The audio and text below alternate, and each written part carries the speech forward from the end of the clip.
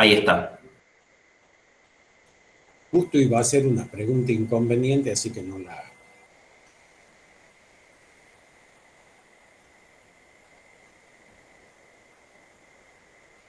Bueno, buenos días a todos y a todas. Vamos a comenzar la clase.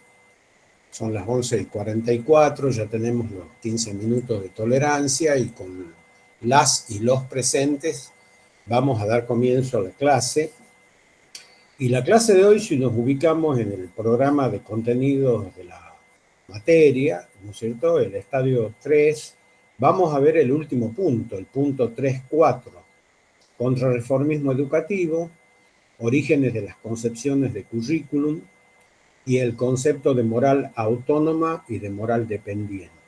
Con este punto, que además es a modo de presentación del módulo 2 del estadio 3, que va a estar colgado esta tarde, o a más tardar mañana a la mañana, estaríamos cerrando, estaríamos concluyendo el estadio 3, y a partir ya de la semana que viene vamos a comenzar con el estadio 4 o estadio 4, ilustración, capitalismo e instrucción pública, y vamos a ver el siglo XVIII, el siglo de la ilustración, también llamada modernidad tardía o el siglo de las revoluciones burguesas. Es decir, entramos a un momento histórico clave donde ya la burguesía no solo va a estar, ¿no es cierto?, conformándose como la clase hegemónica desde un punto de vista cultural, sino que también va a imponer su modelo de producción y acumulación y va a desarrollar un sistema, ¿no?, económico, va a implantar un sistema económico fundamental y que es el que en este momento nos rige, que es el capitalismo industrial. O sea, el capitalismo mercantil, no de la primera modernidad y de los siglos XV, XVI y XVII, le va a continuar o va a continuar con el siglo XVIII, y es el siglo del capitalismo industrial y de las revoluciones burguesas y el concepto de instrucción pública. Así que bueno, hoy cerramos entonces el estadio 3. Como les decía, el tema fundamental que vamos a abordar es todo el proceso que se inicia con lo que se conoce como el contrarreformismo educativo y asociado obviamente a toda la trama que se inicia con el Concilio de Trento en 1546 y que es, ¿no es cierto?, el movimiento de la contrarreforma católica frente a todo el proceso de avance, a todo el proceso de desarrollo y de implantación en el norte de Europa, en la Europa noroestina, ¿no es cierto?, en la Europa anglosajona, normanda, teutona, la Europa escandinavia, la Europa de los Países Bajos y la Europa de Flandes, para nombrar las regiones más importantes, donde el desarrollo, ¿no es cierto?, de la burguesía como sector social, ¿no?, y como nuevo sujeto histórico en este proceso y tránsito hacia la modernidad tardía, va a jugar un papel fundamental y además va a promover el quiebre de esta unidad, ¿no es cierto?, teocrática que ha regido a toda Europa occidental desde la medievalidad temprana. Entonces no es un momento simple, sino un punto de inflexión que es clave y donde aparecen, como les decía, la respuesta, por así decirlo, la reacción, ¿no?, todo lo que se organiza como contradiscurso al realismo pedagógico, ¿no es cierto?, al pensamiento burgués liberal, a los primeros conceptos de lo que es la sociedad ilustrada, a toda la idea, ¿no es cierto?, vinculada a la acción y a lo que emprende como transformación histórica las burguesías de los lugares europeos, de los sitios del mundo europeo, llamado el mundo europeo de la cultura del Báltico, de la cultura del Canal de la Mancha, de la cultura del Atlántico. Digamos, frente a ese desplazamiento cultural donde en la antigüedad y en la medievalidad lo tuvo como escenario al Mediterráneo, por mencionar un sitio de Europa, ¿no es cierto?, un espacio europeo, sureuropeo y más de tierras calientes, ¿no es cierto?, como decía Marx, ¿no es cierto?, a una Europa más gélida, a una Europa no más fría, a una Europa del norte, donde el punto de atracción, el centro de desarrollo cultural y el centro de desarrollo productivo y comercial se desplazan al Báltico, al Canal de la Mancha y al Océano Atlántico. Entonces, ese punto de inflexión y esa respuesta que se produce por parte de la llamada Iglesia Católica Apostólica Romana de Occidente, porque la Iglesia Católica Apostólica de Oriente, con sede en Constantinopla, no toma estos recaudos, no se interesa incluso por compartir esta empresa que inicia la Iglesia Católica cuando ve afectada, obviamente, no solo su unidad teocrática, sino sus concretos intereses materiales, ¿no?, en un proceso que con la conquista de América, ella o la Iglesia y sobre todo los reinos absolutos del sur europeo, ¿no?, y el imperio austrohúngaro se sienten dueños de ese proceso y ven peligrar sus dominios, sobre todo en América. De ahí es que van a blindar toda América del Sur con la pedagogía de la evangelización, con la llegada de las congregaciones, ¿no es cierto?, de curas y monjas que van a llevar adelante un gran proceso de catequización en los llamados dominios lusitanos, tanto portugueses como españoles, para impedir el avance y la penetración del protestantismo en América. O sea que también este escenario no solo es la Europa occidental partida en dos grandes, ¿no es cierto?, bloques históricos, económicos, culturales y religiosos, sino que también va a tener consecuencia en el mundo periférico. Y aunque nosotros no vamos a ver, obviamente, las cuestiones, estos conflictos que se desarrollan en el norte de África, en todo el Oriente Medio y en todo el Oriente, sí lo vamos a ver, aunque sea tangencialmente, en lo que impacta o cómo sucede o cómo nosotros, los latinoamericanos, también somos protagonistas de este hecho histórico. Así que vamos a comenzar, y el módulo, por eso también esta clase es de presentación del módulo 2, ¿no es cierto?, del estadio 3, serían las clases 3 y 4, va a versar, va a tener como contenido fundamental todo lo atinente a lo que se llama la educación contrarreformada católica y el concepto de moral dependiente frente, ¿no es cierto?, a el discurso educativo protestante o dado por la burguesía y reivindicado por la burguesía. Ellos consideran que es o que tiene en su esencia un concepto de moral no solo secularizada, sino de moral autónoma. No dependen de preceptos religiosos, no están subordinados a preceptos atemporales o a preceptos trascendentes, sino que su moral es la moral que los vincula a la producción, al trabajo, a la reproducción del capital, ¿no es cierto?, a la construcción de todo lo que es el intercambio comercial entre el mundo periférico, las materias primas del mundo periférico y los productos manufacturados e industrializados del mundo central.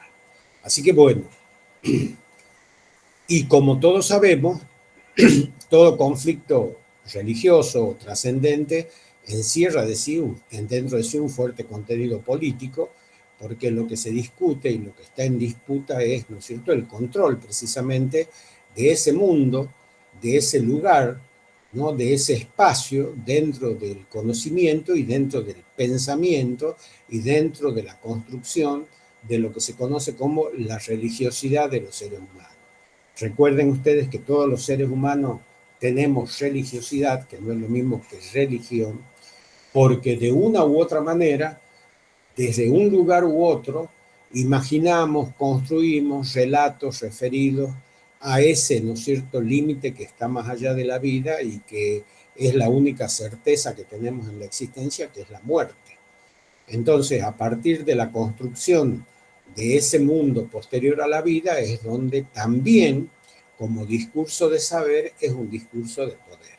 Y vaya si no es un discurso de poder, porque a la Iglesia Católica Romana, Apostólica Romana de Occidente, le ha conferido un enorme poder, no solo espiritual, sino material, sobre su feligresía, sobre sus, ¿no es cierto?, adherentes, sobre todos aquellos que van a ser catequizados a la fuerza e incorporados, ¿no es cierto?, a un sistema también de producción y trabajo, pero atravesado por una cosmovisión trascendente. Así que bueno, nosotros esto lo tenemos que explicar porque de esa manera terminaríamos comprendiendo lo que ocurre en Europa en este tiempo y cómo eso, repito recién, impacta en América. Bueno, de eso a versar el módulo, lo primero que decimos entonces en esta clase es que a eso se refiere el componente, los componentes conceptuales más fuertes del módulo a trabajar en lo que sigue de este mes, y además cierra un periodo histórico trascendente, y por eso nos hemos detenido, que es un punto de inflexión en la historia de la cultura, del pensamiento y de las mentalidades, ¿no es cierto?, occidental, y que también cierra y plantea un punto de inflexión fundamental en el relato educativo, en las formas educativas que emergen en este tiempo. Entonces, el tema fundamental que vamos a ver, ¿no es cierto?, a partir de este momento es cómo se entiende la educación religiosa católica, ¿no? Cómo se entiende la idea de lo que se comienza a organizar prácticamente desde el pronunciamiento de Lutero en 1517, 1518, hasta que se concreta casi 20 años después, en 1536, como la convocatoria a un concilio universal, a un concilio donde están presentes todos los cardenales del mundo católico, y que se celebra en una ciudad del norte de Italia que se llama Trento. Es la convocatoria, ¿no es cierto?, al famoso concilio de Trento, un concilio que va a durar nada más y nada menos que 17 años en sucesiones, con dos interrupciones, ¿no es cierto?, muy importantes, en 1642, durante 2 años, y luego se reanuda casi 8 años después, hay otra interrupción también de 2 años, y finaliza en 1563.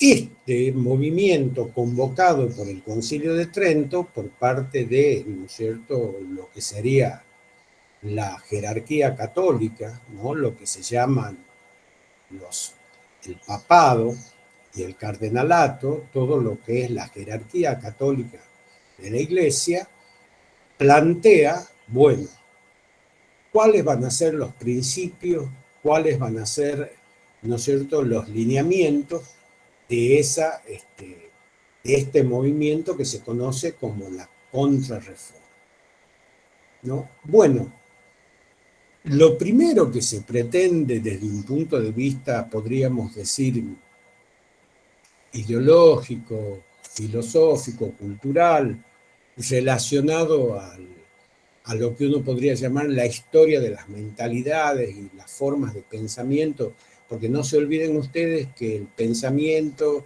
y las ideologías y todo lo que es la construcción intelectual que nosotros hacemos de la realidad es un modo, es una manera de ver el mundo, y por lo tanto nos impele a la acción, ¿no es cierto?, nos pone en el lugar del hacer.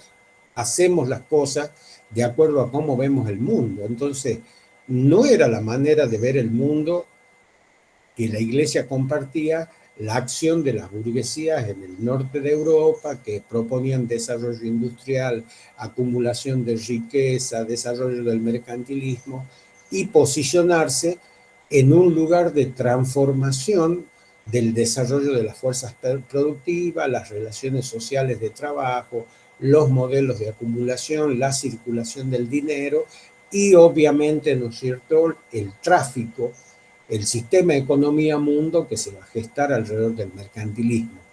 Eso de ninguna manera es compartido por la visión sureuropea de la contrarreforma católica.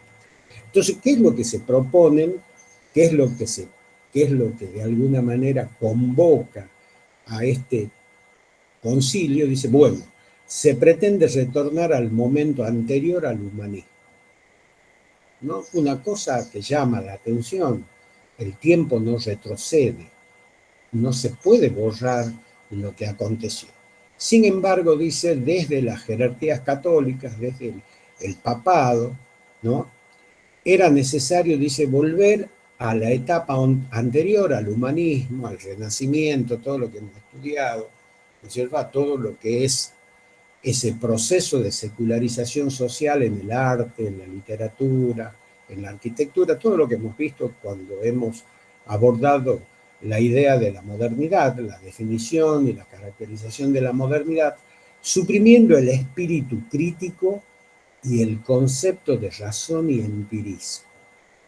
Es decir, el objetivo es muy, ¿no es cierto? Los objetivos son muy ambiciosos, ¿no? Suprimir el espíritu crítico y la razón, suprimir el empirismo como factores o, ¿no es cierto?, promotores del conocimiento y de contacto con la realidad, bueno, es una cosa, bueno, fue no solo imposible de lograr, sino que era una cosa, yo diría, es como que yo me proponga o haga un movimiento, se haga un gran movimiento religioso para suprimir los efectos del neoliberalismo en el mundo. Nosotros no podemos borrar las cosas, que las podemos corregir, transformar, modificar, superar, pero borrar de la memoria colectiva eso era algo que ya de por sí ni los propios, y esto lo dice muy bien San Ignacio de Loyola, lo dicen aquellos que después se embarcan en una lucha muy fuerte a favor de la fe, saben que eso es difícil, es un objetivo, es un propósito difícil de lograr, ¿no? No es tan fácil borrar de la conciencia colectiva un hecho histórico. Bueno, ya lo hemos dicho, este concilio en sus sesiones, que son sesiones acaloradas y secretas, acaloradas por el gran debate que hay, y que son secretas, no se permite el ingreso de nadie, salvo se permitió el ingreso, creo, de Tintoretto, o el ingreso de un pintor o dos pintores para que hagan un retrato. Hay un retrato de Durero muy interesante del concilio, que está pintado al óleo, pero que fue una cuestión donde a él le permitieron el ingreso solamente para que haga un retrato de ese concilio, y es el que está, si ustedes ven el PowerPoint de las clases de la modernidad, de la educación protestante y contrarreformada católica, van a ver que hay una pintura muy interesante de ese concilio y es todo el registro iconográfico que existe de la época del mismo. Lo demás, como decían muchos, son representaciones imaginadas de lo que aconteció allá adentro. Nosotros ya lo hemos dicho, recomienda como medidas sustanciales la creación de la Compañía de Jesús, del Ejército de la Fe, la creación del Index, o sea, un sistema de censura y prohibición de todos aquellos libros que sean considerados, ¿no es cierto?, libros herejes o libros protestantes, o de autores herejes y autores protestantes, o de todo lo que de alguna manera encierre, ¿no es cierto?, contenido que ponga en duda la fe.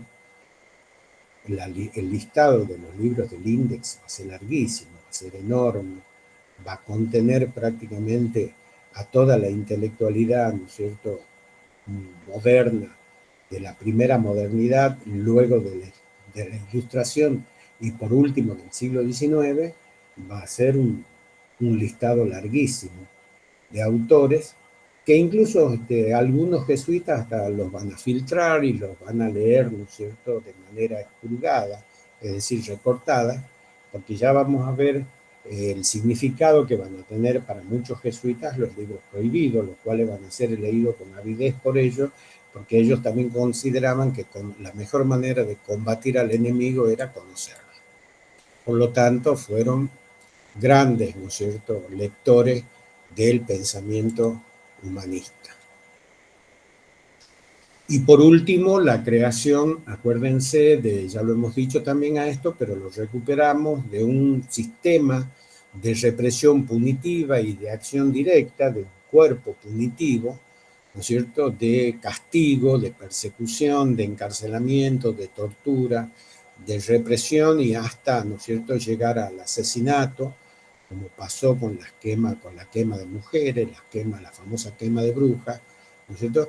Y que, vale aclararlo, no solo fue, ¿no es cierto?, prototípico de la Contrarreforma Católica, sino que también los mismos protestantes, sobre todo aquellos que tenían un alto grado de fundamentalismo, van a utilizar los mismos métodos, porque en el medio de la cuestión de la Santa Inquisición existía un problema muy serio, que era el problema de la mujer, la cuestión de género.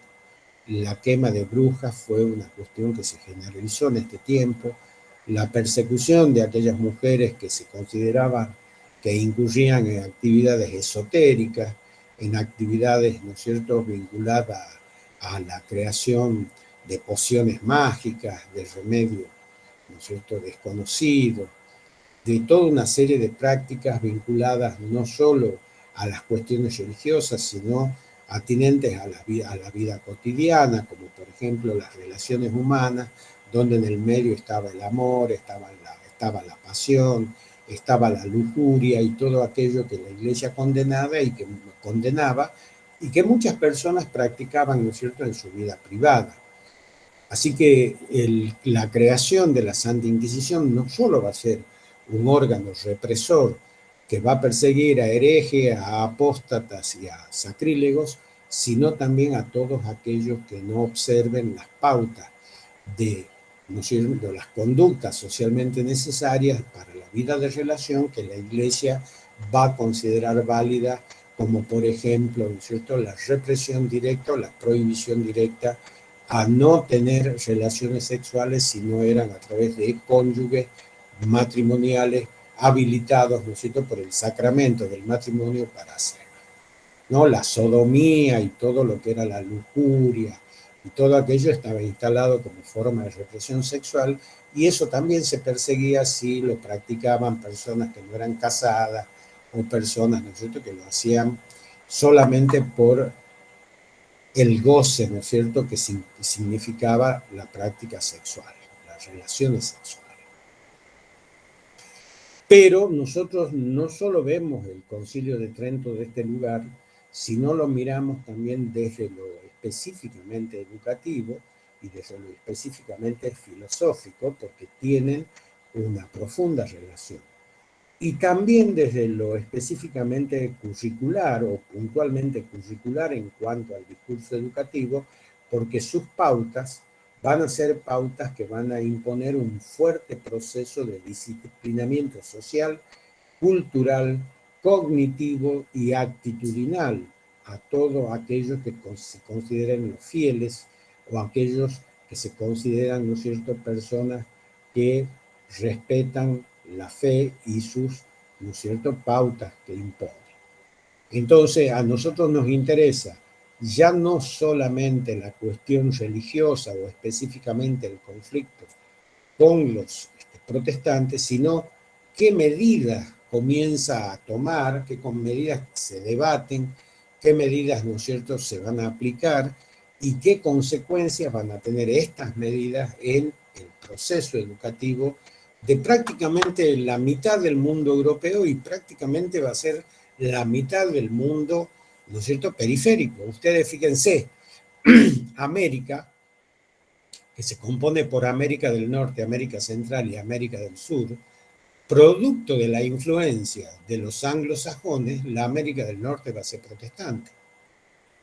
Producto de la influencia española, de la conquista española y portuguesa, América Central y América del Sur van a ser católicos. O sea, de que además en el mundo periférico hay todo un proceso de disputa de las mentalidades, de las prácticas, ¿no es cierto?, que no solo son religiosas, sociales, culturales, sino son las prácticas relacionadas al modo de concebir el trabajo, a modo de concebir la circulación del dinero, a modo de entender la riqueza, al modo de entender el concepto de tenencia de la tierra, ¿no? Y nosotros vamos a ver cómo en el mundo protestante del norte de América no existe el latifundio, existe el farmer o el pequeño productor que concentra tierra pero en muy pequeñas cantidades.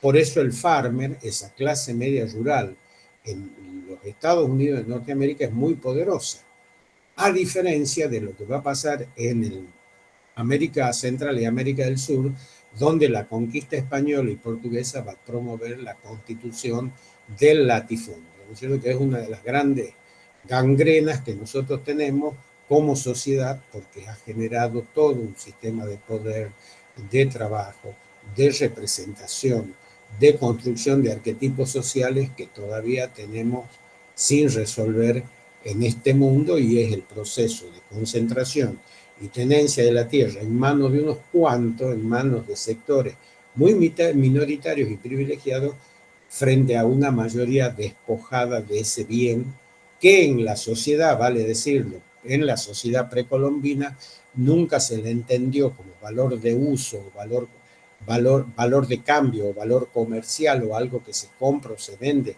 o que yo me puedo apropiar, sino como un bien común colectivo y como un valor de uso. Y eso no se dice, ¿no es cierto? Porque sería muy bueno entender, por ejemplo, el concepto de sistema de tenencia de la tierra en las sociedades precolombinas y en las sociedades altamente avanzadas, como puede ser el incario, o como pueden ser, ¿no es cierto?, las culturas de las tierras altas que habitaban, ¿no es cierto?, tanto los chibchas, los mayas y los aztecas, donde el concepto de tenencia de la tierra, como les decía, no se le entendía como un valor de cambio susceptible a transformarse en mercancía, sino como un valor de uso colectivo atravesado por la minca o atravesado por, en el caso de los incas, el concepto productivo o el modo productivo del ayllu. El ayllu era una unidad productiva comunal, comunitaria, atravesado por la minca, que era la contraprestación en las formas de trabajo, en las herramientas, en la tarea de recolección de cosecha, y donde no estaban atravesadas por el dinero. Eran sociedades no monetizadas frente, ¿no es cierto?, al desarrollo del proceso de conquista y colonización, tanto en el norte como en el sur, donde van a estar atravesadas por la apropiación de riqueza, y sobre todo en América Central y en la América del Sur. Porque además hay que decirlo, mientras la colonización del norte lo hicieron las familias porque huían de las guerras religiosas europeas, en el sur lo van a hacer adelantados, capitanes generales, delincuentes, ¿no es cierto?, presos, y va a ser una conquista de género masculino y excluyente, mientras que en el norte la conquista va a ser una conquista elaborada y desarrollada por unidades familiares. Entonces es todo un tema muy interesante comprender el significado de la organización de nuestras sociedades a partir de este momento histórico donde, por algo, América del Sur y América Central no son iguales a la América anglosajona. No solo son iguales, sino que son distintas y hasta son, ¿no es cierto?, diferentes y contrapuestas como concepto de sociedad. Así que por eso nosotros también estudiamos todo esto, porque ustedes que van a ser futuros profesionales universitarios, si no conocen el mundo que los rodea, prácticamente yo diría que no podrían ser buenos educadores, ¿no? Simplemente seríamos repetidores de versitos de libros que escriben otros y no capaces de producir conocimientos que tienen que ver con una formación docente situada y con todo lo que hemos discutido de manera muy interesante en este último congreso, donde hicimos un acto de justicia con Paulo Freire y le hicimos un homenaje al centenario de su nacimiento. Entonces, a partir de lo que hemos planteado, uno diría, ¿qué más se propone el Concilio de Trento en materia educativa? Aparte de estas tres grandes pautas que establece, ¿no? Un ejército represivo, un ejército de la fe, e instalar la censura y la prohibición para que no circulen con libertad todo aquel pensamiento que se consideraba hereje, que se consideraba apóstata, o todo aquel pensamiento que ponía en duda la fe porque apelaba a una concepción filosófica, tanto empirista como racionalista, donde la construcción del mundo no estaba pensada ni sostenida desde creencias, sino desde comprobación. No desde visiones trascendentes, sino de visiones totalmente, ¿no es cierto?, vernáculas, terrestres e inmediatas, y donde los sentidos, ¿no es cierto?, la observación, la experimentación, eran el modo en que nos relacionábamos, se relacionaban los seres humanos con los hechos de la realidad. La realidad no era una realidad creada, sino una realidad construida. Entonces, en esas, ¿no es cierto?, en esas tensiones radica esta fuerte controversia entre esas dos Europas, ¿no? La Europa reformada protestante y la Europa contrarreformada católica. Bueno, desde ese lugar de enunciación, ¿cuáles eran, ¿no es cierto?, los propósitos fundamentales que ya no solo lo van a llevar adelante los jesuitas, sino los conventos, las congregaciones, todo el mundo cultural y político de los estados absolutos, ¿no es cierto?, que adherían, respetaban y se sometían a la autoridad del Papa, y van a llevar adelante y van a promover, y se va a construir como un escenario dantesco en la Europa del siglo XVII, un escenario de profundas guerras religiosas, de sangrientas guerras religiosas, ¿no?, de batallas interminables, como por ejemplo guerras interminables como la guerra de los 30 años, o las persecuciones, ¿no es cierto?, a comunidades enteras que no adherían, no al credo, en el caso de los católicos, o en el caso de los protestantes, a aquellos que, ¿no es cierto?, esto va a pasar en Inglaterra, acuérdense, Enrique VIII, ¿no es cierto?, y toda su corte le va a cortar la cabeza a los Tudor, a los reyes católicos del norte de Inglaterra, que son reyes, ¿no es cierto?, que antes detectaban el poder, ¿no? Entonces, los Tudor van a ser, ¿no es cierto?, eliminados físicamente, prácticamente, ¿no? Y se va a imponer toda una jerarquía eclesiástica dada por la casa de los Windsor, dada por las casas, ¿no es cierto?, de Nottingham, dada por las casas, ¿no es cierto?, de Plymouth, tienen nombre de las ciudades inglesas, que es, ¿no es cierto?, toda la dinastía que va a representar Enrique VIII, que hasta crea su propia religión donde establece el divorcio vincular.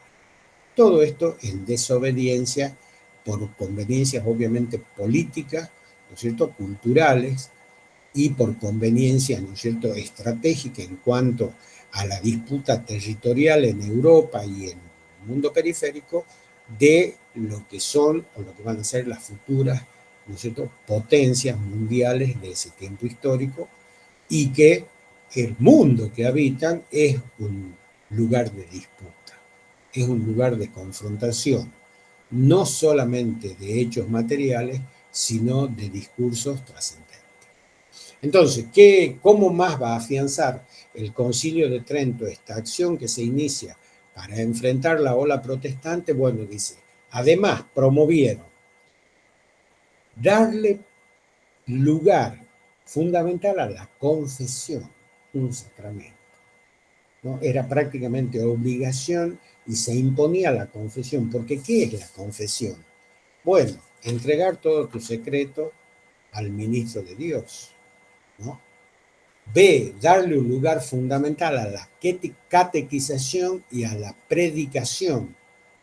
Y C, otorgarle el mismo lugar, un lugar fundamental a los ejercicios espirituales, ¿no? La iglesia de repente se da cuenta que tiene que volver al mundo popular, al mundo de la gente, ¿no?, porque hay un objetivo alejamiento al concentrar tanta riqueza y al vivir con tanto lujo, con tanto boato, con tanta, ¿no es cierto?, de distancia de los pobres. Entonces había que volver a los pobres.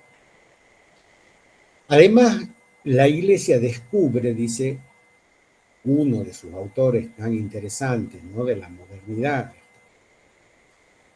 que es, yo siempre lo cito, uno de los grandes historiadores de la educación, son dos, Abañado y Wieselberghi, que plantean cómo también la Iglesia se da cuenta que los protestantes han transformado el proceso educativo en un acto redentor de la humanidad. Al sacarla de la ignorancia, al romper con el analfabetismo, al instruirlo, les provee una herramienta que les permite salir de la miseria, no solo de la ignorancia, sino de la miseria de la pobreza material. Entonces también van a preocuparse por darle a la educación, a través de las congregaciones religiosas, otro significado. Todas estas van a ser acaudilladas por la Compañía de Jesús, coordinadas por la Compañía de Jesús. Esta milicia combativa, dice, organizada por curas seglares, viven con intensidad el siglo de lucha religiosa contrarreformista y su máxima será todo a la mayor gloria de Dios. Y solo reconocemos una sola autoridad. No son los reyes, no son los príncipes, no son los duques, no son los marqueses de este mundo, sino aquel que representa el reino celestial, atemporal de Dios en el mundo, que es el Papa.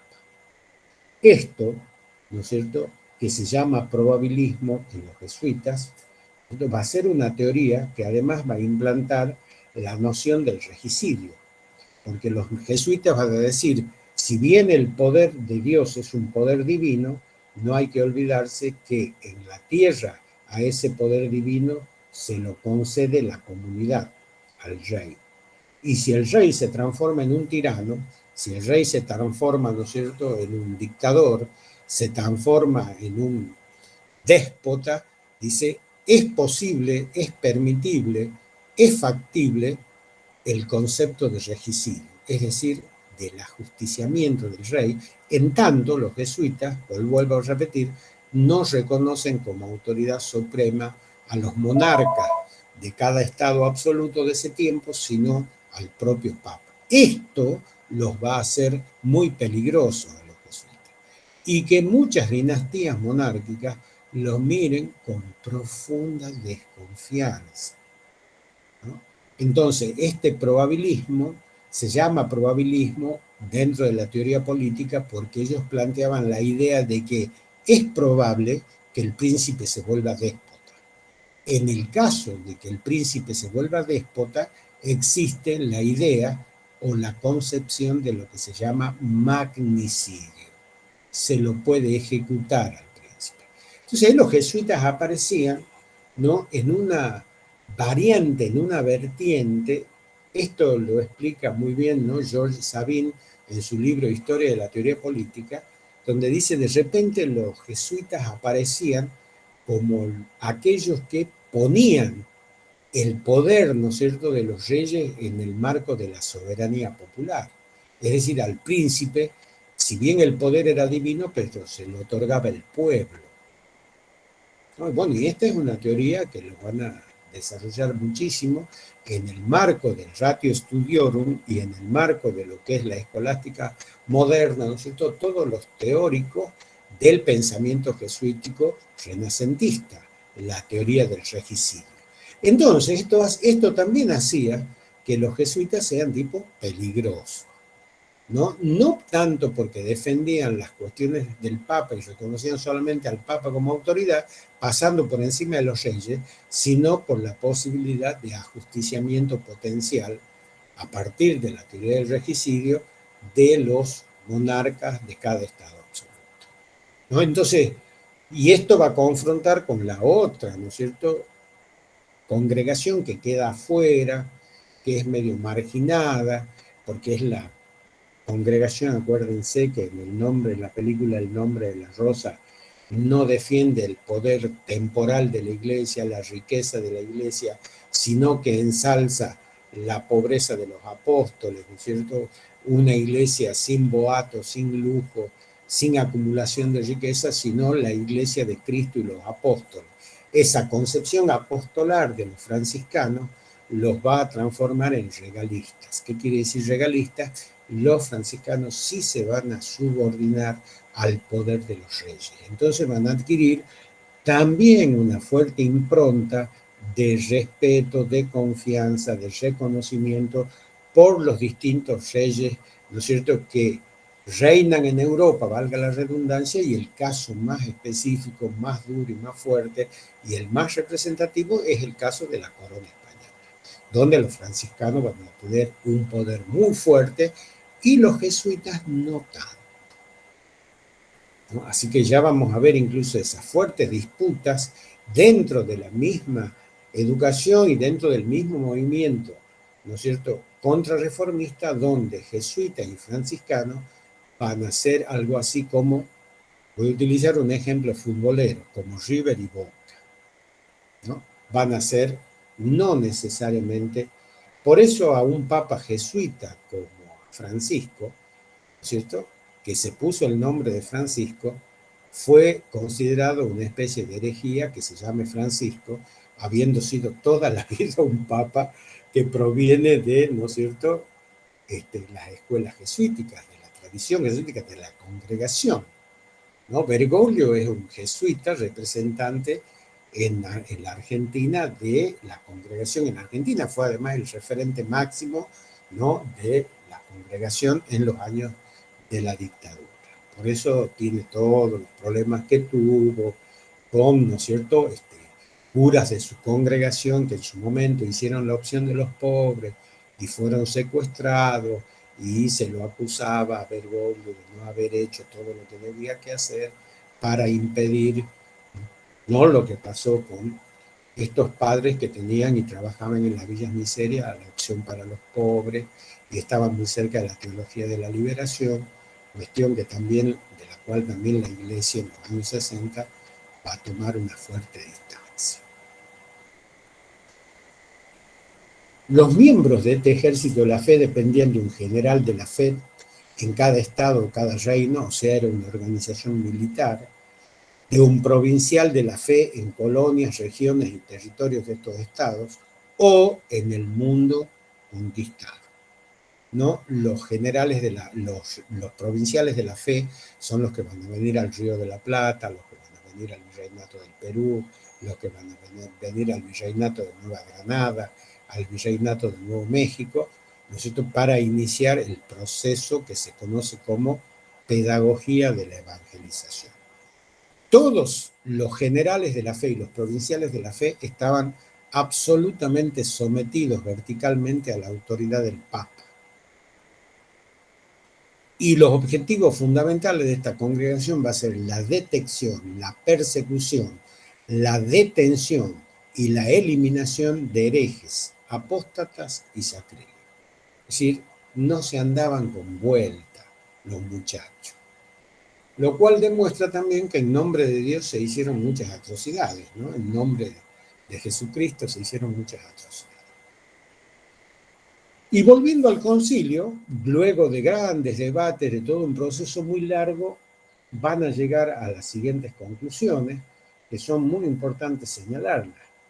Primero, la generalización de formaciones y asociaciones de enseñanzas catequísticas, no solo religiosas, sino seculares. Es decir, no solamente impulsadas por congregaciones de mujeres, monjas, de varones, curas, sino por seclares, es decir, por asociaciones culturales, centros de vecinos, ¿no es cierto?, qué sé yo, asociaciones culturales de distinto tipo.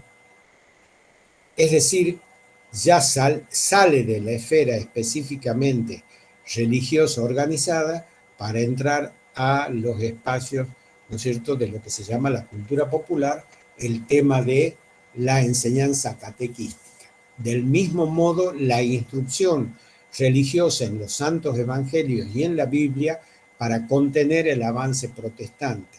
La creación de escuelas católicas, pías, las escuelas monásticas, fíjense, toda la vuelta a la educación medieval, las escuelas abaciales, en donde no las haya, y la mejora de las existentes en catedrales y grandes ciudades. La fundación de cátedras de gramática y la promoción de la educación media o secundaria organizada a partir del trivium y quadrivium medieval. Se impondrá la instrucción gratuita. Fíjense ustedes cómo se seculariza la iglesia producto de estos cambios, ¿no? Una cosa que no era accesible al vulgo, acuérdense esos campesinos anónimos en el nombre de la rosa que comían desperdicio, que no eran objeto de educación, ¿no? Acá como la educación secundaria y la educación primaria se va a transformar en instrucción gratuita, encargada a clérigos y también encargada a estudiantes y destinadas a personas pobres o campesinos que estén mínimamente instruidos. Pero además, desde los generales de la fe y los provinciales de la fe, se busca revisar profundamente los contenidos de la educación contrarreformista católica, y esto es lo que va a dar origen a otros 50 años más de debate, desde que en 1540 San Ignacio de Loyola comienza a escribir la ratio o el ratio, ¿no es cierto?, Studiorum Atque, que va a ser los diseños curriculares, los lineamientos educativos, los lineamientos del hacer didáctico fundamentalmente, ¿no es cierto?, para todos los dominios católicos o para todos los lugares donde el discurso de la contrarreforma va a ser muy importante. Es decir, la Iglesia se organiza como para dar una respuesta categórica a todo el avance del protestantismo, no solo en Europa, sino en sus dominios coloniales. Y esta educación contrarreformista va a tener como enunciado, como fundamento de ese currículum, así como en el currículum de la educación, ¿no?, reformada, burguesa, liberal, ¿no?, en donde está Ratke, Comeni y todo lo que hemos dicho, estaba el burgués y estaban sus principios, y estaba toda la moral y la ética protestante, el espíritu del capitalismo como los fundamentos del currículum, y el sujeto a educar y el sujeto arquetípico sobre el cual se va a formar esa educación va a ser el burgués mismo, ese burgués gentilhombre, ese tipo que es, ¿no es cierto?, el nuevo sujeto histórico emergente en la historia moderna del norte de Europa. Acá también se establecen los principios que van a ser primero religiosos y luego pedagógicos, organizadores del currículum contrarreformista. Primero, poder absoluto al Papa sobre los reyes de la tierra. Chao, duro, ¿no? Duro para muchos reyes. No, en serio, no les gustaba mucho esto. Lo digo porque los Borbones, acuérdense, la casa de los Borbones lo van a echar a palo a los jesuitas de América, ¿no? Acuérdense, en un día les dan media mañana para que se vayan y los llevan, los echan de todos los dominios españoles de América a punta de pistola y se van con lo opuesto. Y ya los portugueses habían hecho lo mismo en 1758 y los españoles hacen lo mismo en 1767. Los españoles, que era, ¿no es cierto?, a partir del imperio de los Habsburgo, era uno de los reinos totalmente, ¿no es cierto?, obsecuentes y dependientes y subordinados al papado católico. Pero bueno, en este tiempo, una de las cuestiones fundamentales era reconocer el poder absoluto del Papa sobre todos los reyes de la tierra. Dos, el sacerdote es deificado, adquiere la condición de semidios, es un Aquiles, ¿no?, es una especie de semidios. El celibato del clero, los sacramentos son 7, ni uno más ni uno menos. La confesión auricular es obligatoria una vez por año. Al consagrar el sacerdote el pan y el vino, estos se convierten en el cuerpo y la sangre del Señor, que es lo que se conoce como el fenómeno de la transubstanciación, ¿no? Y que esa transubstanciación va a tener como escenario ese ritual que se va a denominar la misa. Solo el sacerdote va a beber el cáliz. La tradición medieval y la tradición, ¿no?, catequística de los primeros cristianos, la patrística occidental, van a ser la tradición que no se revisa, que no se modifica, que no se transforma, y van a ser fuentes de revelación. Y ahí tenemos claramente un conjunto de contenidos, porque nosotros siempre hemos dicho que el currículum formal abreva en los hechos de la realidad, abreva en las formas y en los significados de la realidad, en aquellos hechos de la realidad que a nosotros nos parecen significativos y que desde esa realidad El currículum se inspira, como decía, ¿no es cierto?, Alicia de Alba, en un recorte cultural que se reproduce en las aulas. Los libros apócrifos son incluidos en el canon. ¿Qué era el canon? El índice de libros prohibidos. Las buenas obras son necesarias para la salvación. El uso de las indulgencias se la determina como una práctica de sobremanera saludable que debe mantenerse para mantenerla a la Iglesia. Es decir, todo aquello que había originado la contrarreforma católica, la contrarreforma protestante, con la indignación de Lucero, que era la venta de terrenitos en el cielo, como vender planes de automóviles en cuotas, voy pagando tu terrenito en el cielo, no sé, todos los meses. Bueno, ahora se consideran no solo algo saludable, sino como una obligación. Hay que hacerlo. Nada de indignarse por las indulgencias, nada, hay que hacerlo. María es la mujer libre del pecado y es la encarnación, la concepción de la mujer sagrada, de la mujer virgen y de la doncella intocada. Se pone todo un merchandising. Ustedes dirán, el profesor está delirando. Bueno, estoy utilizando una ucronía, una palabra de este tiempo para esa época. Se organizan múltiples ferias en todos los lugares, en todos los territorios, en todas las ciudades, en todas las villas, en todos, ¿no es cierto?, los parajes donde había gente, donde en esas ferias se van a vender reliquias e imágenes de Jesucristo, de la Virgen, y toda la iconografía católica, porque no se olviden ustedes que los protestantes renuncian a todo eso que se va a llamar, ¿no es cierto?, a toda esa carga, a todo ese fenómeno, ¿no?, que es todo lo que es el monumentalismo religioso católico.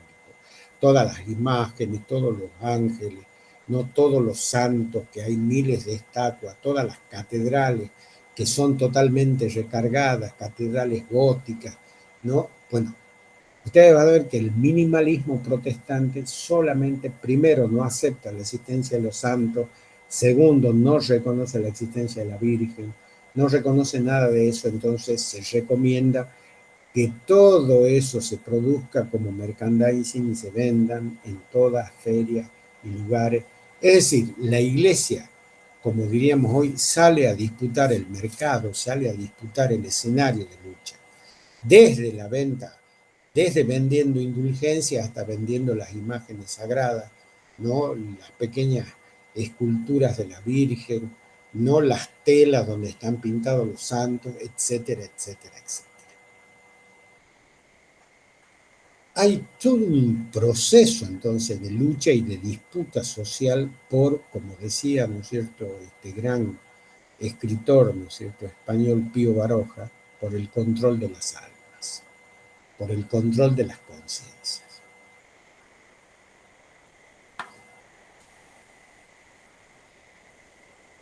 ¿A dónde apunta?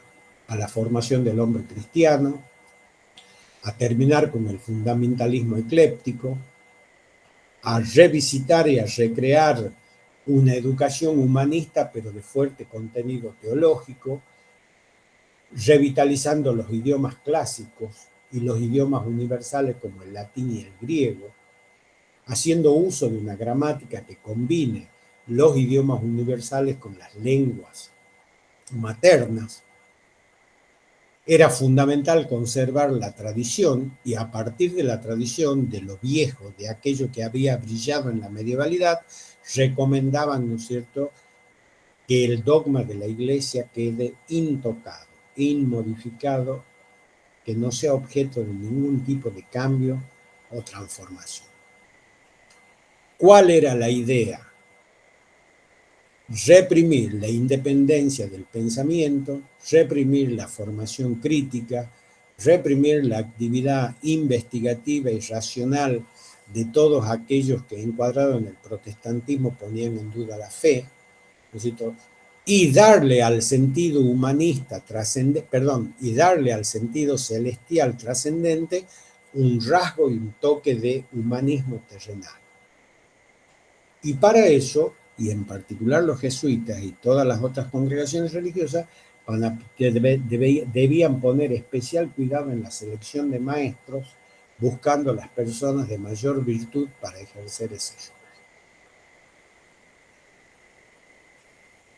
Entonces, vemos el contraataque, ¿no es cierto? Vemos el contradiscurso, vemos la contracorriente que inicia la Iglesia a partir de Trento para recuperar o para restañar la herida, la fractura, la ruptura, ¿no es cierto?, que los protestantes generaron en Europa y que, insisto, no solamente tiene un contenido teológico trascendente o cosmovisional, sino es una fuerte ruptura política. Ya los príncipes, los varones, los marqueses, los nobles, los terratenientes de la Europa norostina, de la Europa normanda, de la Europa teutona, de la Europa británica, ya no quieren, no les interesa, no tienen ningún interés en seguir obedeciendo la autoridad de un lejano papa que manda bulas con órdenes para que ellos obedezcan. Quieren ser los propios, ¿no es cierto?, actores y destinatarios de su destino. Quieren ser ellos los sujetos de la historia. Esto en filosofía o en antropología moderna se va a llamar antropocentrismo. Ese deísmo medieval, esa visión, ¿no es cierto?, subordinada al teocentrismo medieval, es la que se pone en tela de juicio, es lo que defiende la Iglesia, pero que los burgueses del noroeste europeo combaten, confrontan, contraponiendo una concepción antropocéntrica o un antropocentrismo filosófico, ¿no?, y antropológico, donde el sujeto, el centro del universo, ya no es Dios, sino el hombre, y no cualquier hombre, sino el propio burgués, el hacedor de la historia. Bueno, está dado entonces, está dado la lucha, está dado, ¿no es cierto?, todo lo que es la confrontación en un hecho que va a dividir la humanidad. Y además la va a dividir a la humanidad porque la humanidad va a tomar dos caminos, al menos la humanidad occidental de la que nosotros formamos parte, por la fuerte influencia que ha ejercido el eurocentrismo sobre nosotros, no para bien, a pesar de lo que muchos crean, sino fundamentalmente para instalar una visión donde somos nosotros siempre aquellos que formamos el papel de actores, ¿no es cierto?, secundarios, o, ¿no es cierto?, países que son apéndices de los grandes países centrales, o, ¿no es cierto?, colonias o semicolonias que siempre dependen de los poderes centrales del mundo desarrollado del primer mundo. Es decir, esta historia a nosotros nos va a colocar en un lugar que es el lugar de lo que se conoce como la periferia, el lugar donde no se toman las decisiones, el lugar donde funcionamos como una especie, ¿no es cierto?, o en una especie de complementariedad desigual entre ese mundo central que nos succiona las riquezas y a cambio nos vende a precio muy caro lo que ellos fabrican con nuestras propias riquezas. Es decir, es un doble sistema de dependencia al que nosotros vamos a entrar, donde curiosamente con nuestras propias riquezas generan nuestra pobreza. Entonces, esta cuestión se va a sintetizar además en lo que los jesuitas van a comenzar a recomendar como una cuestión fundamental, que es lo que se llama una educación fundada dentro de la llamada escolástica moderna en un trivium reconvertido, en un trivium reformado, en un trivium analizado y en un quadrivium totalmente revisitado y actualizado. Y los jesuitas le van a llamar concretamente, porque estamos entrando en los autores del currículum moderno de la educación contrarreformada católica, que son los jesuitas, y ese va a ser el Ratio Studiorum, y ellos van a recomendar en ese Ratio Studiorum, en ese documento que va a llevar medio siglo de elaboración, desde 1550, en que Loyola presenta, ¿no es cierto?, sus borradores hasta 1600, en que Claudio Acquaviva, su amigo, prácticamente su compañero de joven de todas estas aventuras, ¿no es cierto?, con los jesuitas, y que fueron compañeros en la Universidad de Lutecia, en París, con el mismo Calvino, van a estudiar en la Universidad de París, ¿no es cierto? Claudio Acquaviva va a presentar en 1600 como el Ratio Studiorum Atque, que es, ¿no es cierto?, la razón estudiada, pero desde la perspectiva católica. Y en ello van a plantear la importancia, ¿no es cierto?, a partir de una pedagogía que rescata la educación o el concepto de educación integral, esa misma concepción de educación integral que ya había planteado Juvenal y que ya había recogido también Locke en Inglaterra, donde en vez de ser una trilogía en el caso de Locke, en los jesuitas va a ser una especie de cuadríneo. ¿Qué va a tener esa educación integral? Primero, va a respetar la educación física. Segundo, va a promover la educación estética. Tercero, va a afianzar la educación de una moral dependiente a los preceptos religiosos y al discurso de la Iglesia Católica. Y cuatro, esa formación moral además va a tener un fuerte contenido teológico en los santos evangelios. Obviamente que los exponentes teóricos más destacados de este discurso pedagógico va a ser San Ignacio de Loyola, como ya lo dije, Claudio Acquaviva, ¿no es cierto?, San José de Calasanz, y el primer, ¿no es cierto?, rector, el primer rector católico y jesuita de la Universidad de París, ¿no es cierto?, que es Francisco Xavier, o San Francisco Xavier con X, otro amigo y otro compañero de congregación de San Ignacio de Loyola. Todos ellos han estudiado durante sus años adolescentes en la Universidad de Lutecia, porque así se llamaba antes la Universidad de París, porque su nombre, la ciudad, originalmente lo que es París hoy, en la antigüedad, en esta antigüedad medieval tardía, todavía se llamaba Lutecia. Y a partir de este momento nos encontramos con ya específicamente la educación jesuítica, que como dijimos estaba regida por la Ratio Studiorum a partir de 1600, un plan de estudio inspirado por la escolástica tardía o la escolástica renacentista, y que abreva en el trivium y en el quadrivium.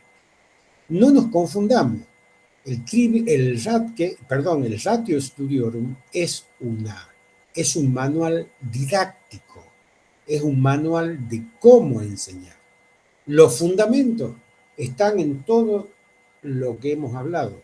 Los fundamentos pedagógicos están en todo y en todas las decisiones de Trento. Por eso los estudiosos, ¿no es cierto?, los estudiosos jesuíticos de este documento dicen: no se confundan.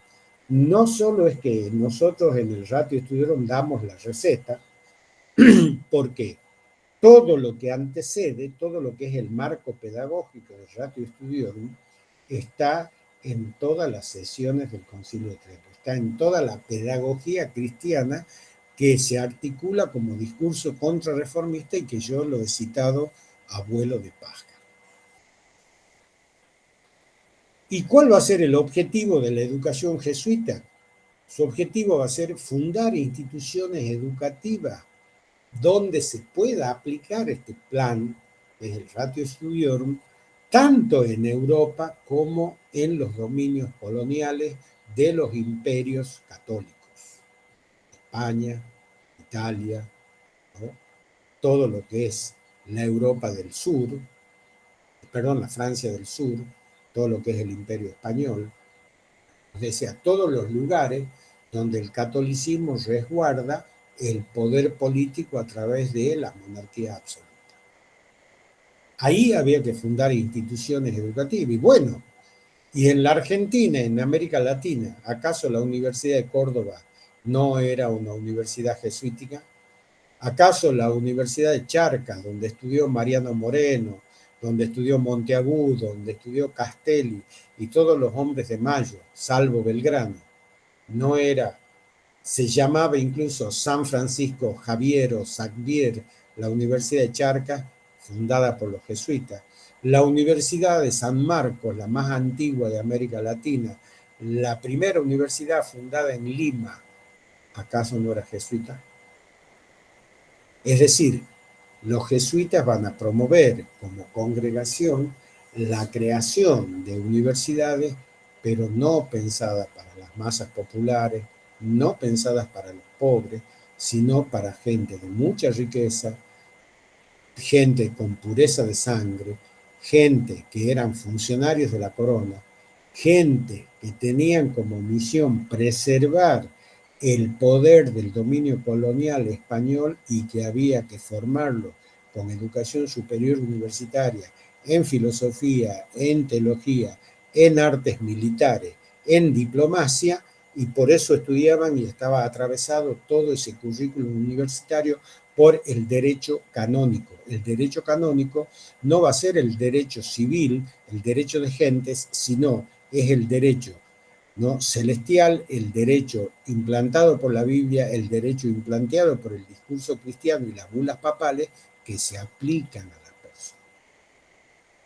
Pero es un derecho que no se asienta en las problemáticas particulares de los individuos. Sin embargo, en Charcas va a funcionar por primera vez una real audiencia, un lugar donde se empiezan desde el derecho a producir los pleitos, los juicios, las demandas, y esa universidad se seculariza. Esa universidad crea una cátedra de instituta.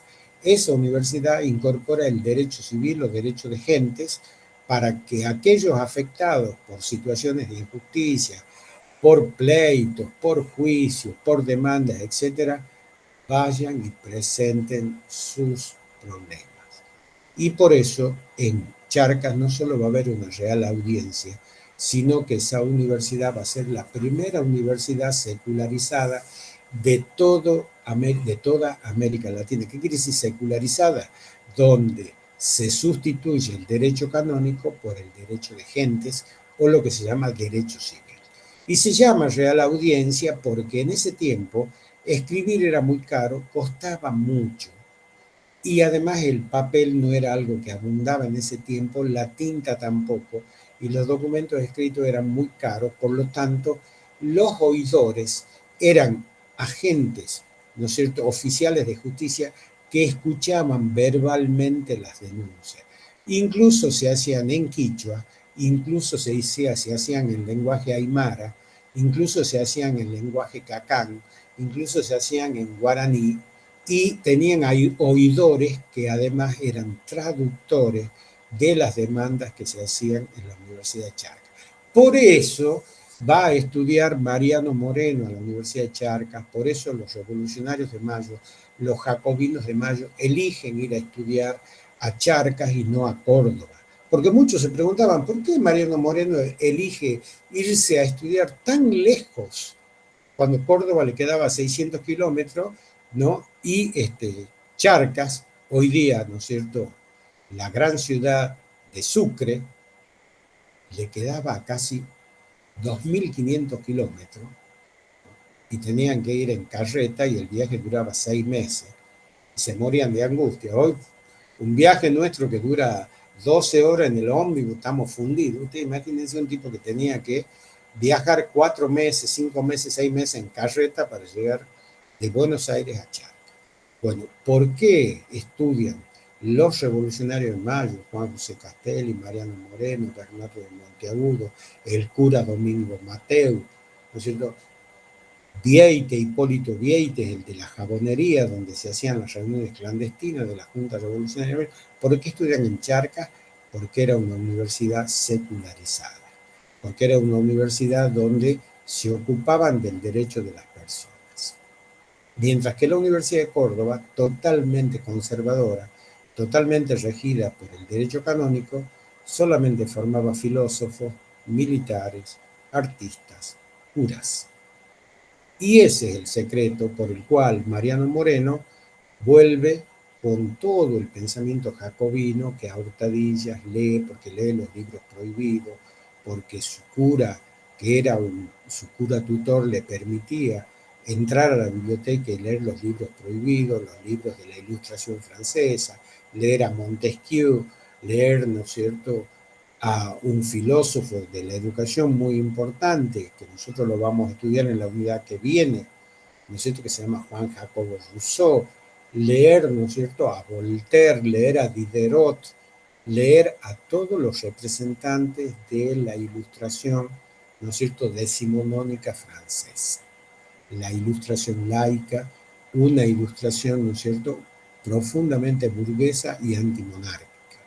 Por eso ellos vienen, no es que nacen de la nada, no es que nace de un huevo, porque aquí la historia no explica por qué Mariano Moreno y curas como Borriti, ¿no es cierto?, curas, hubo un montón de curas que no tenían congregación, curas del clero secular, que fueron revolucionarios, cura como el cura Baltasar Hidalgo de las Muñecas.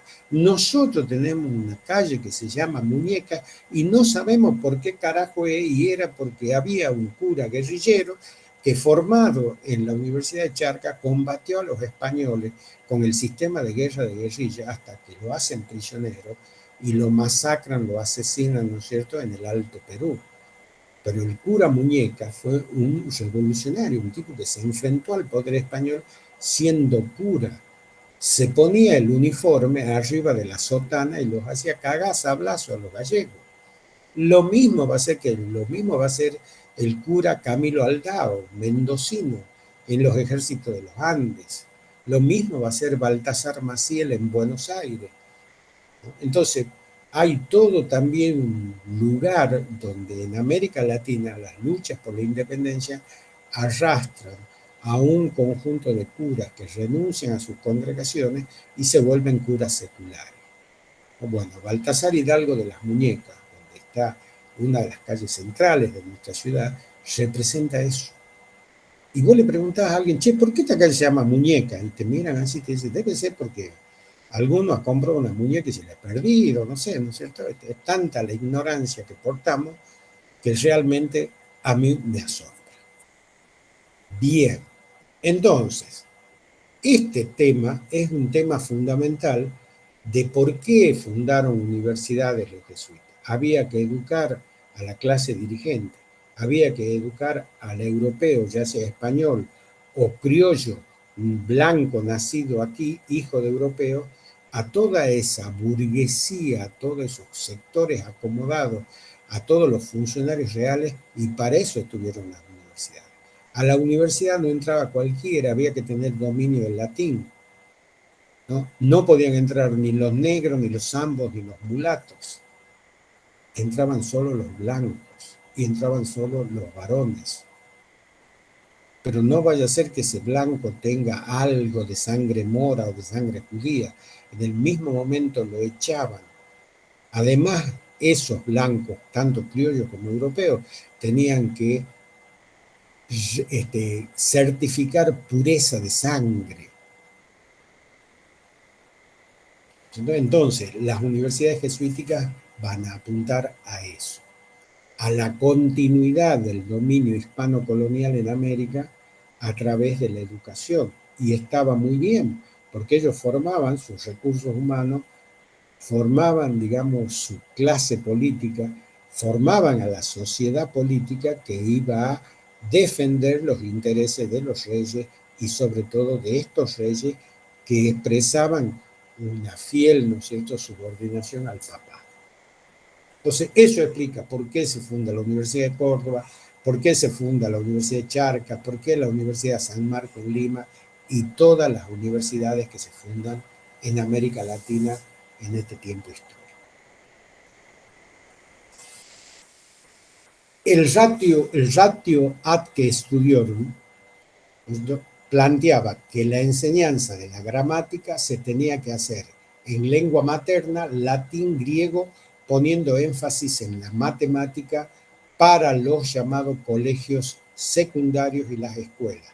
Y para los colegios superiores o máximos y universitarios, que estaban atravesados por el cuadribio, debían enseñar ciencia, teología y filosofía, y además agregar las ciencias físicos naturales y las artes militares.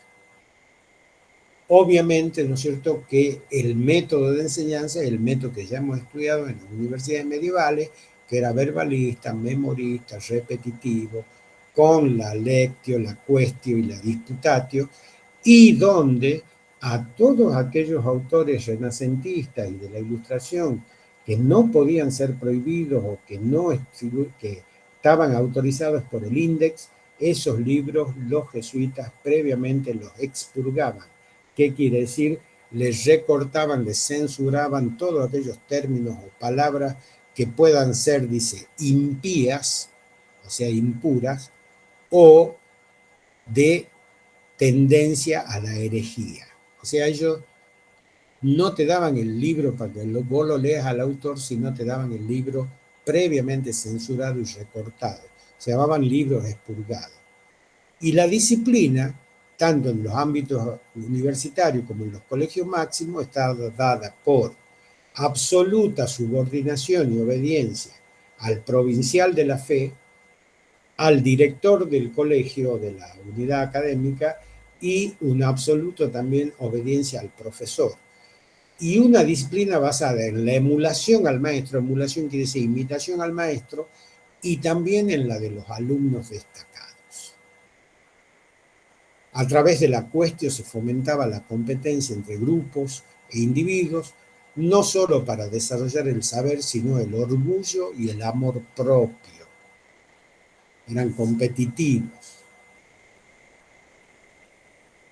También dice que a los alumnos en la convivencia diaria se lo incitaba, ¿no?, a la delación y al espionaje entre ellos para que se conozcan y se filtren las faltas, las malas palabras, las malas acciones cometidas por aquellos que eran encargados de difundir los malos pensamientos. A estos se los detectaba, se los castigaba y por lo general se los expulsaba. No promovían el castigo físico, los jesuitas van a ser los únicos que no van a castigar físicamente como lo hacen las otras congregaciones, como lo hacen con la palmeta, lo hacían los maestros seglares, sino que ellos promueven, dice, la autoflagelación. Lo convencen a la persona a través de la confesión, de la comunión, de ejercicios espirituales, a partir del arrepentimiento y la oración y el ayuno y la reclusión en su celda, que lleguen al autocastigo, es decir, a que ellos mismos ejerzan sobre su propio cuerpo los actos punitivos para sus respectivos castigos por las faltas cometidas. Eso se ve muy bien en El nombre de la rosa, cuando ustedes ven a ese monje homosexual que en su celda tiene lo que se llamaba el gato de las 9 colas. El gato de las 9 colas era un látigo, que era un látigo de cuero, que tenía 9 flejes, nueve, digamos, haces de cuero, y en la punta de cada cuero tenía bolas de lomo, tenía bolas de plomo. Entonces con ese látigo se castigaba hasta que brotaba la sangre. Entonces, si bien los jesuitas no utilizaron los castigos corporales como modo o método de disciplinamiento para los estudiantes, sí promovían la autoflagelación. Esto se va a llamar autodisciplina.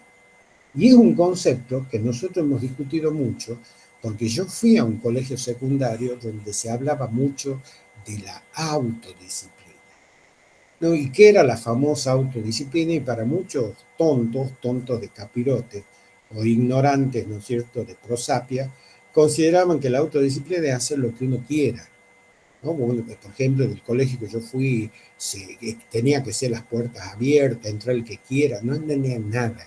Creían que autodisciplina es hacer lo que uno se le canta la gana. No, la autodisciplina es lo peor, porque es tener la disciplina adentro, la sanción adentro, la represión adentro, ¿no?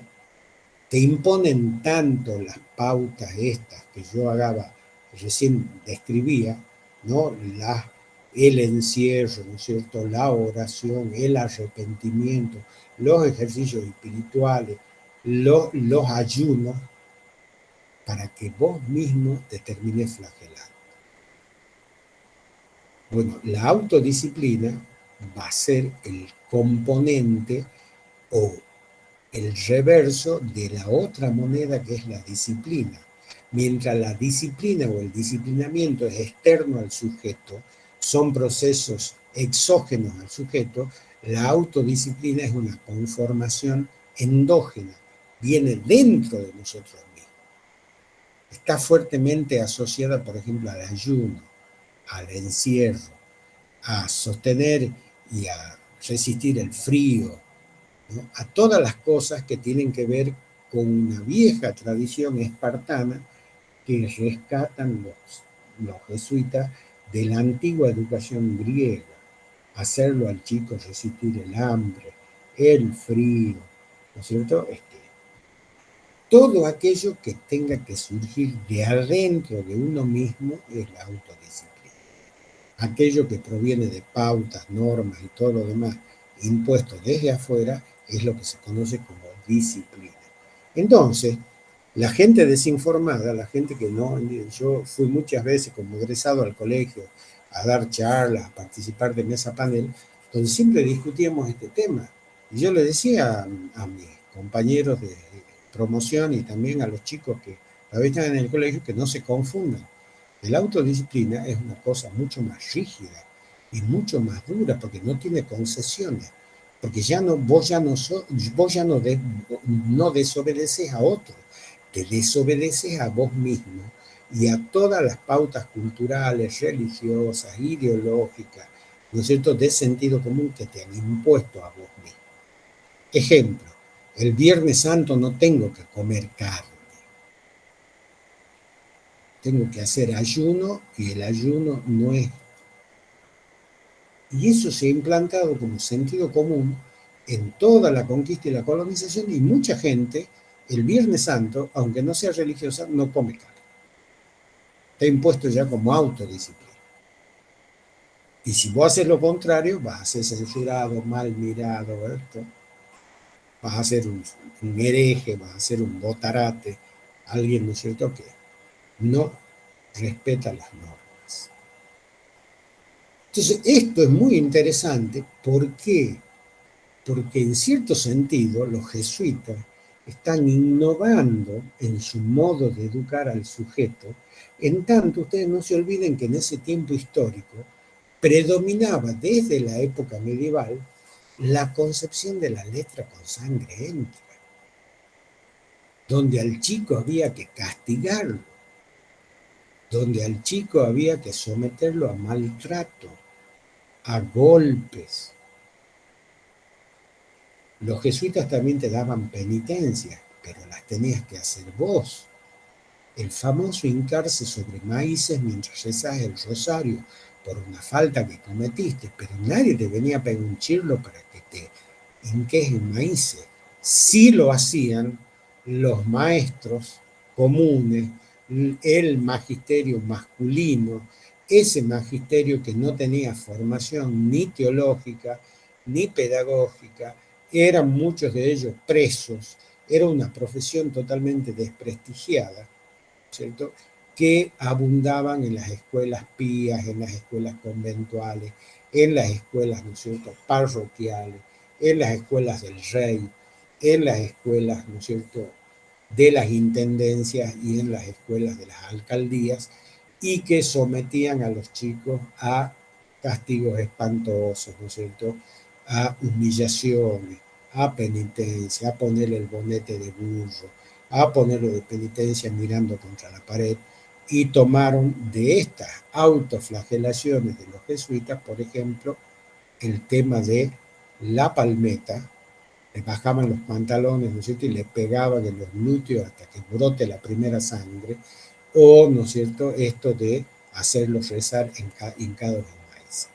Bueno, hay una distancia entre la pedagogía y la educación jesuita para tratar a las personas, y ellos, los jesuitas, vanagloriaban y reivindicaban el hecho de no castigar, pero ojo, el autocastigo era peor. Es decir, el autoconvencimiento muchas veces está atravesado por un proceso de fanatización que llega al desprecio, al propio autodesprecio o a la propia no autopreservación. Entonces es todo un tema que nosotros tenemos que comprender, debatir, discutir, ¿no es cierto?, entre nosotros, y para eso la historia es apasionante.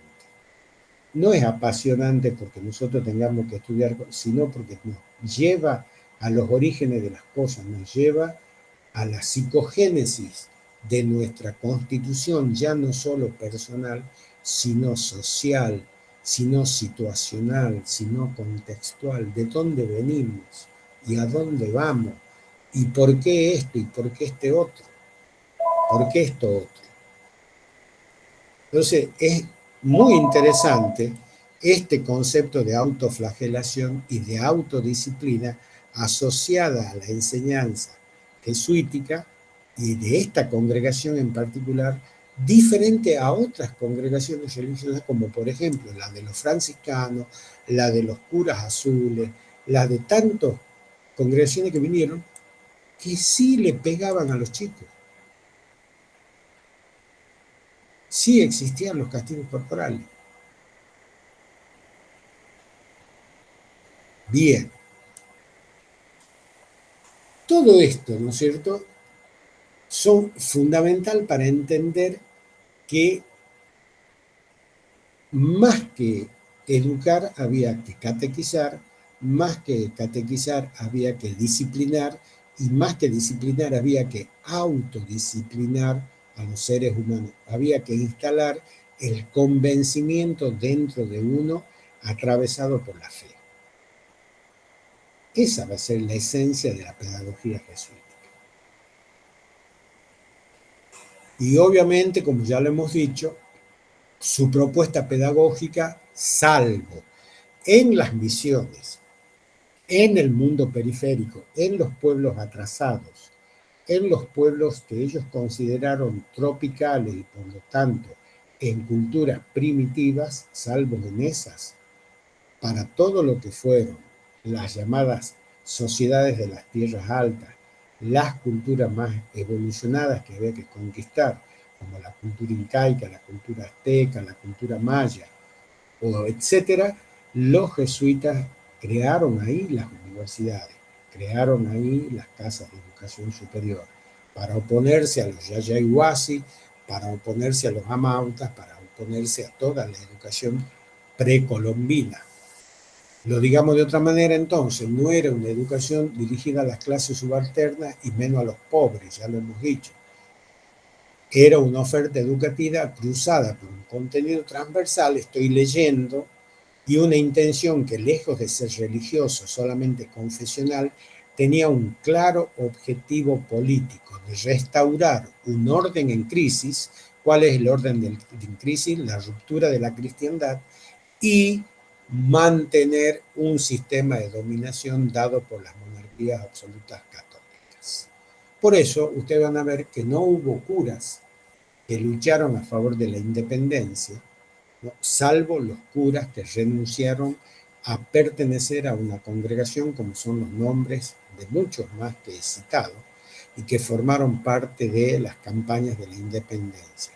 Las congregaciones religiosas, los jesuitas ya no estaban porque los echaron, cuando fueron los escenarios de la lucha por la independencia, fueron claramente realistas. Los franciscanos fueron claramente traidores a San Martín, a Belgrano, fueron, digamos, delatores, formaron parte de la lucha de los ejércitos realistas. Hay que decirlo a esto, porque si no todos los burros son pardos, todos los curas son buenos, todos, ¿no?, las monjas, no es así. Formaron parte en las luchas por la independencia de bandos claros y distintos. Los jesuitas ya eran los expulsos, pero un conjunto de congregaciones, los dominicos, los curas azules, los franciscanos, ¿no?, fueron claramente opositores a la lucha de por la independencia, opositores a nuestros próceres.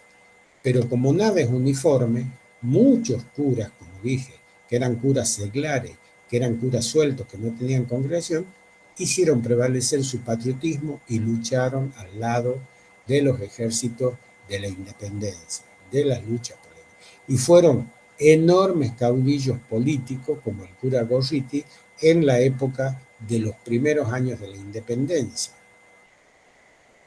Yo tengo un libro prácticamente terminado sobre el cura Gorriti, que es el fundador de colegios nacionales en Sucre, un tipo que tiene toda una pedagogía fundada en una visión del resguardo y cuidado de la mujer, resguardo y cuidado del niño, construcción de escuelas sanas, escuelas limpias, escuelas iluminadas para que el niño no sufra. Toda una concepción, si ustedes quieren, rusoniana de la educación está encarnado en el cura Gorriti. Un cura Gorriti que el rosismo lo persiguió y tuvo que exilarse en, ¿no es cierto?, el Alto Perú, y es donde tiene las mejores realizaciones educativas. Pero él no tenía congregación, formaba parte del clero secular. Bien. Bueno, estamos llegando un poco y yo quisiera abrir ya paso a la pregunta, a los comentarios, al concepto, a las concepciones de currículum, ¿no es cierto?, fundado en el concepto de moral autónoma y en el concepto de moral dependiente. Bueno, esta concepción que nosotros hemos visto claramente traduce el concepto de moral dependiente en el sujeto, ¿no?, en la persona. Incluso, hablando ya específicamente de la ratio studiorum, esa ratio studiorum se sintetiza en órdenes, ¿no? Si ustedes abren y hay en el módulo, en la bibliografía del estadio 3, del módulo 3, está claramente, hay un texto completo del ratio studiorum. Si ustedes lo abren y van a ver deber del profesor de música, deber del profesor de matemáticas, deber del profesor de lengua. No dice que el profesor hace lo que quiere o usa su creatividad. Es una receta clara y distinta. Y de esa receta no se puede apartar. Es toda una prescripción del cómo enseñar, el qué enseñar, a quién enseñar y para qué enseñar. Las 4 preguntas básicas de la filosofía de la educación, aplicada a la educación jesuítica. No hay duda metódica, no hay duda cartesiana, no hay pregunta, no hay observación ni experimentación. Hay reproducción, memorismo, aquiescencia, ¿no?, y todo lo que es aceptar como verdadero, sin crítica, eso que está escrito ahí, y todo lo que debe hacer el profesor, lo que debe enseñar y todo lo que he dicho recién. Entonces, todo este proceso nos lleva a lo que desde el pensamiento pedagógico se habla y desde las perspectivas curriculares sobre qué tipo de moral construye en los sujetos una oferta educativa y la otra oferta educativa, la llamada educación contrarreformada católica y la llamada educación reformada protestante. Acá no estamos hablando de buenos ni malos, estamos hablando de visiones del mundo. Ya saben ustedes que leer la historia desde la maldad o la bondad se llama maniqueísmo. En el mundo no hay buenas y malas personas. Las personas actúan en función de sus intereses. Hay personas, para mi modo de ver el mundo, que para mí son malas, pero para otros pueden ser buenas. Por lo tanto, el relativismo es algo fundamental en esto y es fundamental en la historia. Los hechos son relativos a la comprensión de la condición humana. Los hechos están, el problema está en la interpretación de los hechos. Así decía Marc Bloch, ese gran historiador, ese gran epistemólogo de la educación de origen belga, que fue asesinado, ¿no es cierto?, por las SS en la Segunda Guerra Mundial, dada su condición de judío. Y él decía, en la historia no existe la objetividad, tampoco existe el maniqueísmo, existen los hechos. Y los hechos se interpretan de distintas ópticas, porque para eso están. Entonces nadie tiene la verdad acá. Las ciencias sociales no son dueñas de la verdad. Las ciencias sociales son eclécticas, porque desde el lugar que lo mire cada uno, las interpreta, les adjudica significado a los hechos, tiene una lectura de esos hechos. Y esa lectura es siempre ideológica, es cultural, es filosófica y tiene que ver con nuestra formación y nuestras identidades, ¿no es cierto? Y nuestras formas de comprender el mundo. Así que bueno, pero hay unanimidad en los historiadores de la educación para hablar de que de ambas concepciones educativas se deducen dos concepciones morales y dos concepciones curriculares. Una concepción es la concepción de moral autónoma, que es la que reivindica el antropocentrismo cultural liberal burgués, donde las decisiones las tomo yo sin ninguna teoría suprema, sin que nadie me mande, sin que nadie me diga qué debo hacer. Se llama concepción de moral autónoma porque son los hombres, las personas, estos grupos humanos y en particular la burguesía, la que decide qué hacer. Mientras que en las otras, los jesuitas fueron los claros exponentes de otro, todo era al supremo poder del Papa y de Dios. Dependían de él, dependían de lo que se resuelva, se diga, se haga en el Vaticano y lo que digan las Sagradas Escrituras. A partir de eso va a aparecer el concepto de moral dependiente. Y esas son las dos concepciones de currículum fundamentales dadas por la modernidad, dadas, ¿no es cierto?, para la educación de los años sucesivos y los siglos sucesivos. Y eso es lo que nosotros tenemos que comprender y eso todavía está presente en nosotros cuando se sigue discutiendo cuestiones como, por ejemplo, el aborto, cuestiones sobre la enseñanza de religión o no en las escuelas, cuestiones sobre las disposiciones respecto a todo lo que es la libertad del cuerpo por parte de la mujer, cuestiones que hacen, ¿no es cierto?, a nuestras creencias respecto al mundo trascendente. En fin, toda esta concepción, estas dos concepciones, están atravesadas y siguen en disputa en el mundo moderno, en el mundo actual. En el territorio, por ejemplo, de la mujer, aquella que cuando ustedes lean este artículo especial que les voy a poner como lectura complementaria, que se llama El sujeto de la educación colonial, van a ver cómo desde la educación contrarreformada católica y a partir de todos los preceptos, esto de lo que hemos hablado, se le va a imponer un modo de vida, un modo de ser, un modo de conducirse, un modo de hacer el amor. El derecho canónico se te metía en tu mesita de luz y le decía a los cónyuges cómo debían mantener las relaciones sexuales. Y la única posición que aceptaba de la iglesia era la posición edénica o la posición adánica, depende. La posición del Edén o la posición de Adán era el hombre arriba y la mujer abajo, porque de esa manera el coito aseguraba la reproducción que tenía que estar absolutamente exenta de placer y el único fin que tenía que tener era el fin reproductivo. Así mandaba el derecho canónico y este es un claro ejemplo de moral dependiente porque a la mujer se le pautaba hasta cómo debía amar y cuándo debía amar. No vaya a ser que tengan relaciones sexuales en época de Cuaresma. No vaya a ser que tengan relaciones sexuales en Semana Santa.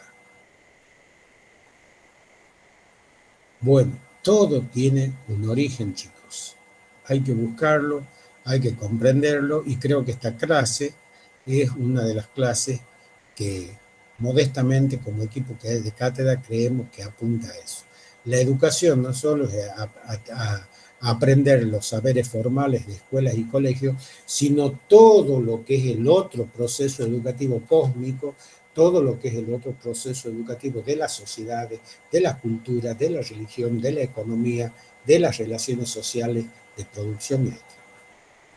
Bien, nos queda un temita muy poquito de una persona muy valiosa que es, ¿no es cierto?, para mí, uno de los exponentes también muy interesantes de la educación católica, pero no jesuítica, y que es, ¿no es cierto?, un cura francés que se llama, y lo vamos a dejar para él, Juan Bautista de La Salle. La Salle va a ser un comenio desde la educación contrarreformada católica. ¿Y por qué lo opongo? ¿Por qué lo muestro? Porque no todo el universo de la educación contrarreformada católica tenía el grado de fundamentalismo que va a tener el discurso jesuítico. Acá vamos a ver a Juan Bautista de La Salle haciendo prácticamente lo mismo, desde su condición de católico, de cura, y de siendo, ¿no es cierto?, un cura francés, haciendo prácticamente lo mismo que Comenio, lo cual también demuestra que hay excepciones a la regla en el mundo de los iguales. Pero eso nos quedaría como introducción a la clase que viene para dar por cerrado este tema, y ahora, siendo las 13:24, damos formalmente por finalizado por lo menos mi exposición, me callo, voy a buscar un vaso de agua y espero que esta clase haya servido, no sé si la han entendido, no sé si Susana, si Liz quieren aportar algo más, tenemos unos minutos para conversar, y bueno, y ustedes por supuesto tienen ahí el chat o tienen para hacer las preguntas que consideren necesario, y si no, las podemos hacer en la próxima clase, van anotando las cosas que no les han quedado, y ahí la vamos cerrando la clase.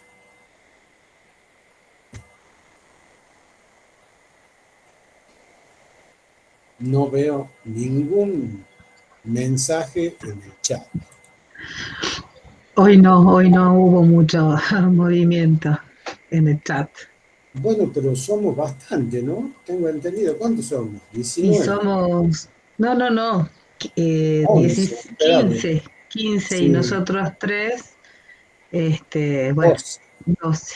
Bueno, serán los que llegarán al reino del Señor, utilizando la palabra de los jesuitas, ¿ah? Porque el camino al infierno está empedrado de buenas intenciones, decía otro dicho, ¿ah? Entonces, aquellos que por distintas razones no pueden escuchar las clases, lamentablemente se las pierden.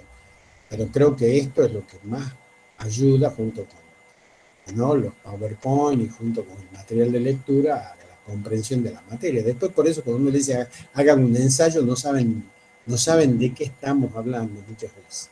Bien, no importa. No sé si quieren decir algo, chicas, agregar algo al tema, algo. Yo simplemente poner en esto, ¿no? En la dificultad que, bueno, después los estudiantes demuestran en estas concepciones morales, ¿no? Que son impartidas desde una concepción, digamos, una cosmovisión generalizada de la sociedad, y que enfrentan hasta lo que vos, Daniel, planteabas hasta en la vida íntima de una persona. Entonces, por ahí esa dicotomía entre una moral autónoma y una moral dependiente es ahí donde radica muchas veces las dificultades en los parciales, en los ensayos, y bueno, es como de alguna manera se va desarrollando en todos los planos eh, humanos toda esta cuestión del deber ser, el deber hacer, ¿no? Entonces, bueno, para ahí capaz que pongan foco en esto. Y bueno, hay muchísimas cosas por decir, pero bueno, me parece que eso es lo que yo recomendaría. Sí, por ahí tengo ganas de dar una clase adicional el día martes, una clase complementaria para que los chicos, pero además como está grabada, no sé si Emanuel podrá detener la grabación, si Yo estoy quedará a cargo, sí, bueno, ad ya la infinitum, detengo. bueno, Perfecto. Lo que pero sí antes ya, sí.